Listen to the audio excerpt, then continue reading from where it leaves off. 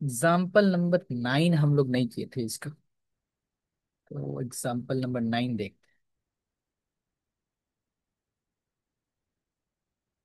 हैं। ये है आपका बनर्जी सर वाला जो बुक है, दे सेन एंड बनर्जी 7, 8, 9। उसका एग्जाम्पल नंबर 9 जो आप लोगों को हमने सेंड किया ऑलरेडी। क्वेश्चन है, एग्जाम्पल थोड़ा सा आप लोग खुद से अब करना शुरू कर दीजिए, क्योंकि अब दो ही कंसेप्ट है। और नंबर ऑफ क्वेश्चंस जितना इधर करेंगे उतना ज्यादा मतलब क्लियरिटी रहेगा।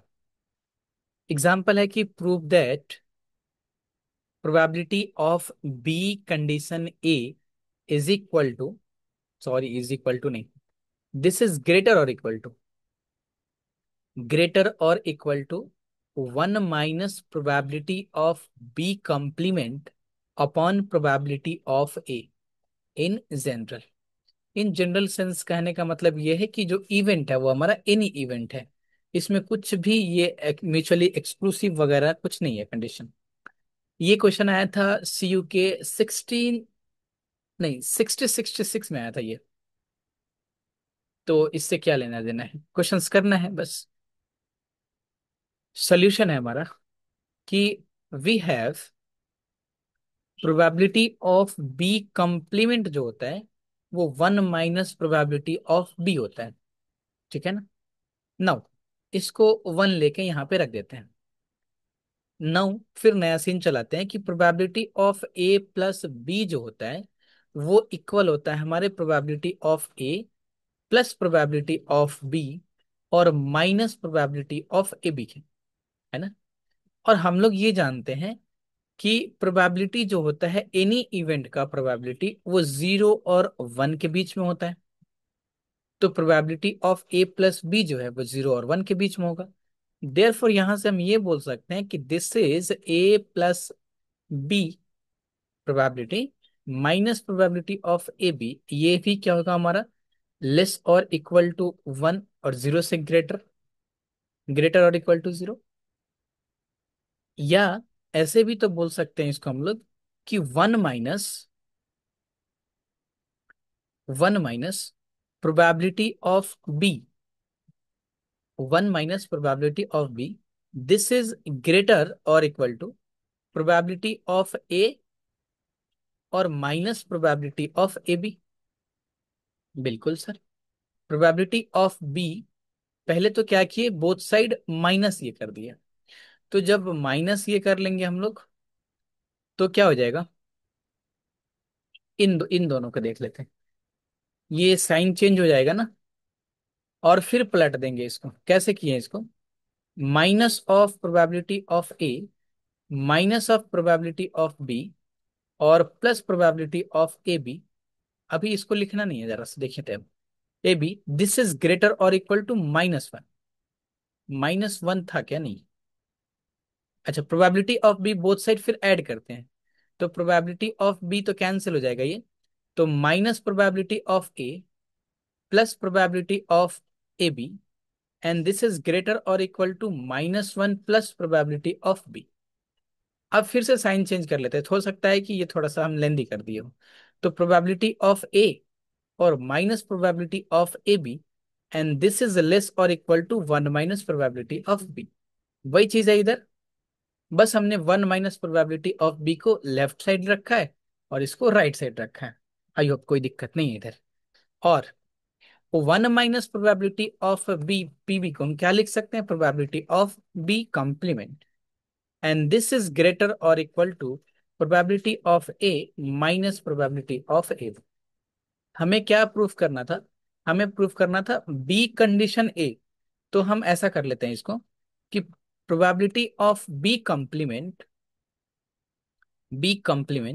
Upon probability of A and this is greater और इक्वल टू 1 माइनस, हाँ, इसको ये लिखा जा सकता है, probability of B complement 1 minus probability of A B upon probability of A.